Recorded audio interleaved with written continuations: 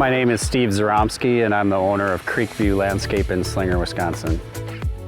Well, I think Wacker is the best product in the industry when it comes to compaction equipment. I've got other equipment with Wacker, and it's always been top of the line. I've had it for many years. Our first job was a soccer field. Got it smoothed out really nice. Second job was a job where they had put in irrigation system and machines had made some humps in the yard. And so the machine here smoothed them out, and we had to go around all the irrigation heads. And the third job here is just a rough yard that we're smoothing out. It's the best one on the market. I've tried other ones, and this is the nicest one.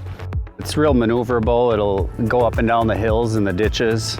It can get around irrigation heads, round beds, get in and out of places real easy. Hits reverse real fast, so turning around is easy. Basically, you can get real tight to things. You know where the drum is, and you're not running things over that you shouldn't be. Like the last job, I had to go around about 50 irrigation heads, and I know I didn't hit a one. I knew where I was the whole time.